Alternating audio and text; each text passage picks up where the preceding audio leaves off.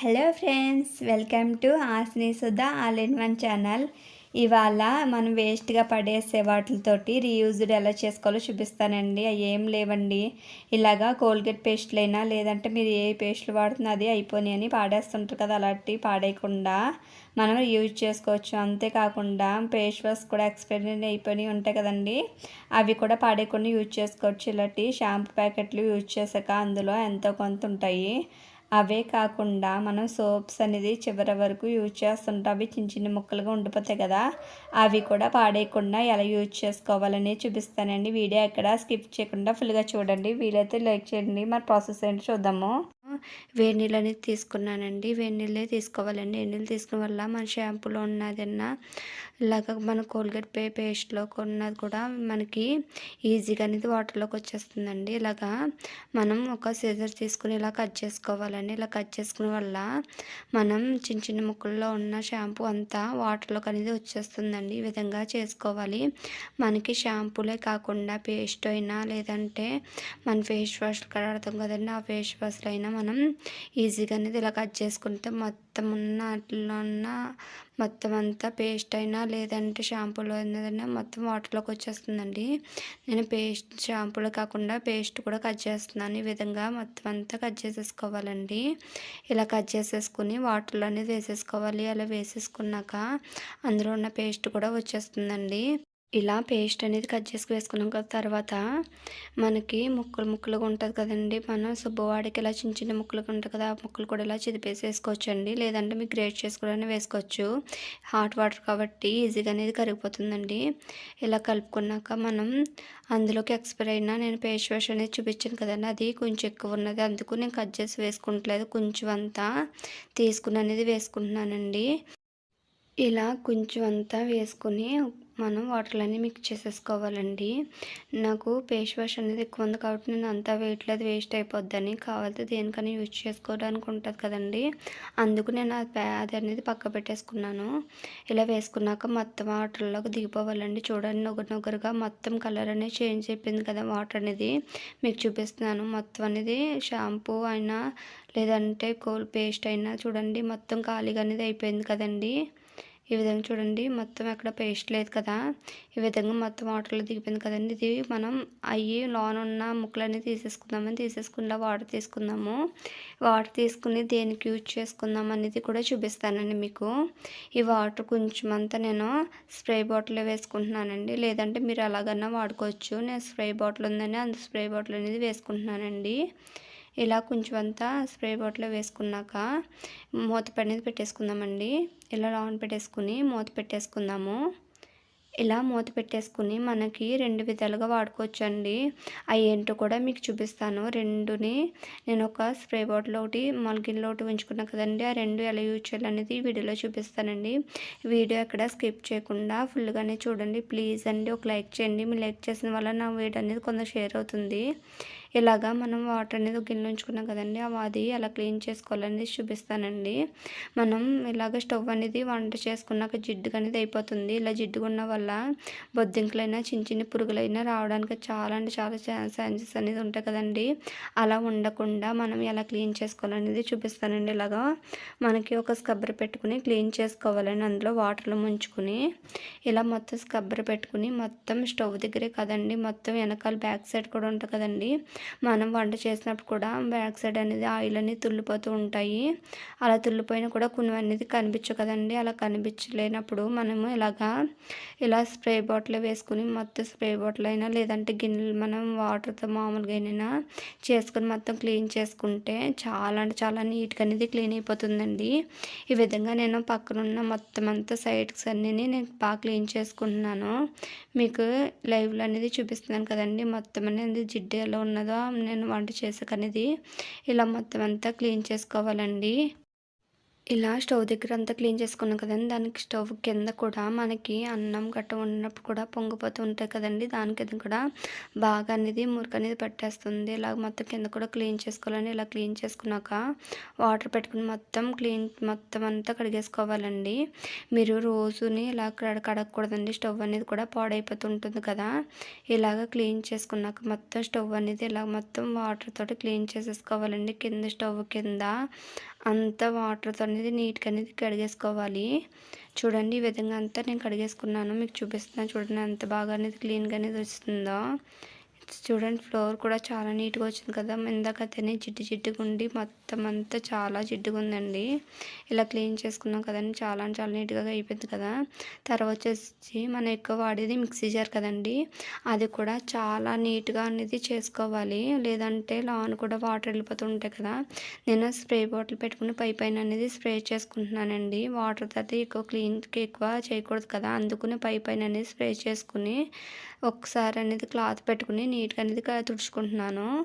ఇలాగ మీరు 2 డేస్కి ఒకసారైనా లేదంటే మనం మిక్సీ పెట్టినప్పుడు కూడా ఒకసారి క్లీన్ చేసేసుకుంటే చాలా నీట్గా అనేది మిక్సీ అనేది అయిపోతుందండి. ఈ విధంగా నేను మొత్తం అంతా క్లీన్ చేసేసుకున్నాను. ఈ విధంగా చూడండి నేను మొత్తం కొంచెంగా స్ప్రే చేసుకుంటా ఒక క్లాత్ పెట్టుకుని నీట్గా అనేది క్లీన్ చేసుకోవాలండి. ఈ విధంగా చూడండి నీట్గా అనేది చాలా నీట్గా అయిపోయింది కదా. ఈ విధంగా మీరు ఒకసారి చేయండి. మిక్సీ జార్లే కాకుండా ఫ్రిడ్జ్ మీద కూడా మనకి ఎక్కువ ఏదైనా తడితోటి చేతులన్నీ పెట్టేసి మచ్చలు అయిపోతుంటాయి కదండి. అవి కూడా చాలా నీట్గా అనేది మనం క్లీన్ చేసేసుకోవచ్చండి. ఇలాగా స్ప్రే చేసుకోవాలి. స్ప్రే చేసుకున్నాక గొరుగ్గలు అనేది మెత్తటి క్లాత్ పెట్టుకుని మనం క్లీన్ చేసుకోవాలండి. ఎందుకంటే గొరుగున్న క్లాత్ తీసుకుంటే గీతలు పడిపోతాయి కదండి. అందుకు ఒక మెత్తటి క్లాత్ అనేది తీసుకుని మొత్తం అంతా నీట్గా అనేది క్లీన్ చేసుకోవాలండి. చూడండి మొత్తం అనేది నేను క్లీన్ చేస్తున్నాను. ఇలాగ క్లీన్ చేసుకుంటే మనకి ఎక్కడ డస్ట్ అనేది మచ్చలు లేకుండా అనేది ఉంటుందండి. చూడండి మొత్తం అంతా క్లీన్ చేస్తాను నేను. ఒకసారి మీకు చూపిస్తున్నాను కదా. ఈ విధంగా క్లీన్ చేసుకుంటే సరిపోతుందండి. తర్వాత వచ్చేసి మనకి బీరువా అనేది ఉంటుంది కదండి. ఆ బీరువాని ఆ మిర్రర్ అనేది కూడా ఉంటాయి కదా. అవి పిల్లలు కూడా చేతులు పెట్టేసి మచ్చలుగా అయిపోతుంది. చూస్తున్నారు కదా మొత్తం మిర్రర్ అనేది ఎలా మచ్చల కింద ఉన్నదో. ఇలా మచ్చలుగా ఉన్నదాన్ని కూడా చాలా నీట్గా అనేది మనం క్లీన్ చేసుకోవచ్చండి. చాలా నీట్గా అనేది అయిపోతుంది.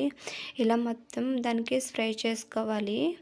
ఇలా స్ప్రే చేసుకుని ఒక మెత్తడి క్లాత్ కిందాక ఫ్రిడ్జ్ అనేది తుడిచాం కదండి. అదే క్లాత్ తోటి అనేది మనం క్లీన్ చేసేసుకోవాలి. మీరు వేరే క్లాత్ తీసుకున్నా పర్లేదండి. అది నాకు యూజ్గా ఉంది కాబట్టి పొడవలేదు కాబట్టి నేను ఆ క్లాత్ తోటే క్లీన్ చేసేస్తున్నానండి. చాలా బాగా నీట్గా అనేది క్లీన్ అయిపోయింది. చాలా ఇందాక మచ్చలుగా ఉన్నది ఇప్పుడు అస్సలు మచ్చలేదండి. చాలా నీట్గా అనేది మొత్తం అంతా క్లీన్ చేసేసుకున్నాను నేను. చూస్తున్నారు కదా ఎంత బాగా అనేది క్లీన్ అయిపోయిందో. చూడండి ఎంత బాగా క్లీన్ అయిపోయింది కదండి. వేస్ట్ అనుకునేవన్నీ పాడేయకుండా ఇలాగే రీయూజ్ చేసుకోండి. చాలా అంటే చాలా యూజ్ అవుతాయి. వీడియో అనేది ఎక్కడ స్కిప్ చేయకుండా ఫుల్గా చూడండి ప్లీజ్ అండి. ఒక లైక్ చేయండి. మీ లైక్ చేసిన వల్ల నా వీడియో అనేది చేస్తాం కదా. ఆ పేస్ట్ ఏ విధంగా మనం ఏమేమి క్లీన్ చేసుకోవాలో అని చూపిస్తానండి. వీడియో ఎక్కడ స్కిప్ చేయకుండా ఫుల్గా చూడండి. చేసుకున్న దగ్గర చాలా జిడ్డెక్కిపోయేలాగా మురికి కింద అయిపోద్ది కదా.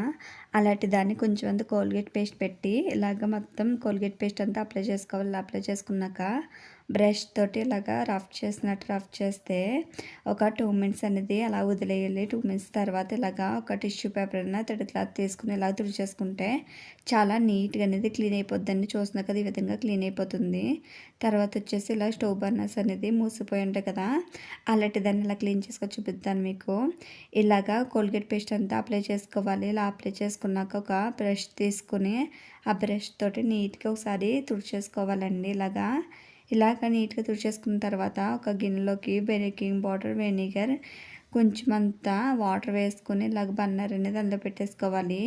ఇలా పెట్టేసుకుని ఒక 5 మినిట్స్ దాకా అలా వదిలేస్తే దానికి ఉన్న మురికంతా పోతుందండి. ఇలాగా 5 మినిట్స్ దాకా తీసుకుని బ్రష్ తోటి మళ్ళీ ఒకసారి రఫ్ చేస్తే హోల్స్ అన్నీ మూసిపోయి ఉంటాయి కదా, అవి కూడా బాగా ఓపెన్ అయిపోతాయండి.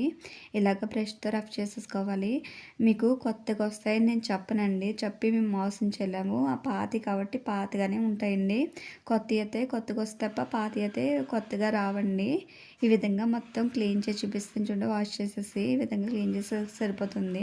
స్టవ్ దగ్గర యూజ్ చేసేలా లైటర్ అనేది చాలా జిడ్డుగా అయిపోతుంది కదా, మురుగ్గా కూడా ఉంటుంది. అలాంటి దాన్ని కొంచెం కోల్గేట్ పేస్ట్ వేసుకోవాలి. ఇలా కోల్గేట్ పేస్ట్ వేసుకుని మొత్తం ఆ కోల్గేట్ పేస్ట్ అంతా దానికి అప్లై చేసుకోవాలండి.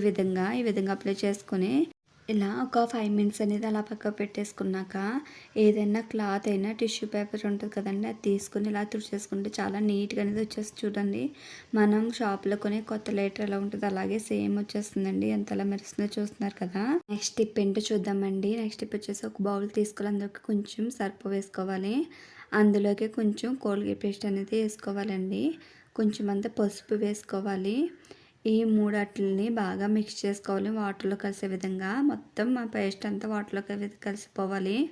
మొత్తం మిక్స్ చేసుకున్నాక మన కాలుకి పట్టీలైనా చేతిలో వెండి చైన్స్ అని ఉంటాయి కదండి, అవి చాలా మురికి పెట్టేసి ఉంటాయి. అవి ఇలా వాటర్లో వేసుకుని ఒక 5 మినిట్స్ దాకా అట్లే పెట్టేసేయాలి. ఇలా పెట్టేసుకున్నాక ఒక 5 మినిట్స్ తర్వాత చూడండి మొత్తం నానిపోయి కదా, నానిపోయిన దాన్ని ఇలాగా ఎక్కువ శ్రమ పడవసరం లేదండి. కోల్గేట్ పేస్ట్తో కొంచెం రఫ్ చేసినట్టు పెడితే ఈజీగా మురికి అనేది వచ్చేస్తుందని చూస్తున్నారు కదా. మీకు మురికి అనేది ఎలా కనబడుతుందో ఇలా వాష్ చేసి చూపిస్తున్నానండి. చూడండి ఎంత నీట్గా అనేది వచ్చేసినాయో.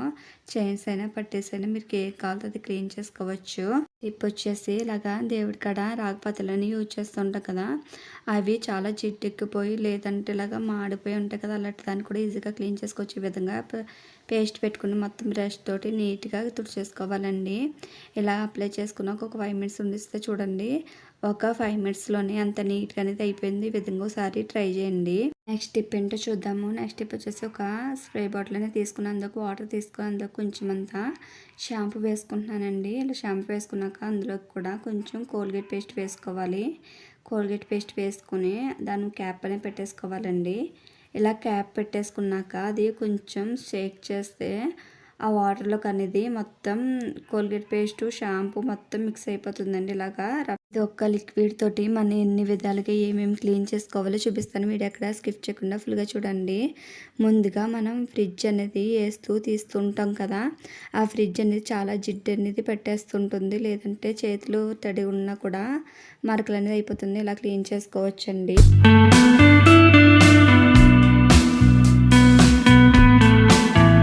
ఫ్రిడ్జ్ అనేది ఇలా నీట్గా క్లీన్ చేసేసుకున్నాక తుడిచేసుకోవాలి. ఇలా నీట్గా తుడిచేసుకున్నాక అయిపోయింది కదా అది.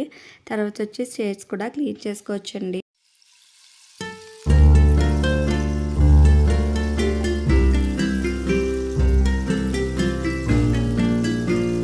ఈ విధంగా స్ప్రే చేసేసుకుని చైర్స్ అనేది చాలా నీట్గా అనేది తుడిచేసుకోవచ్చండి. చూడండి ఎంత నీట్గా అనేది క్లీన్ అయిపోతున్నాయో. చాలా చాలా బాగా పనిచేస్తుందండి ఎఫెక్ట్గానే. ఇలా క్లీన్ చేసుకున్నాం కదా, తర్వాత వచ్చేసి డోర్స్ కూడా చాలా నీట్గా అనేది క్లీన్ చేసుకోవచ్చు.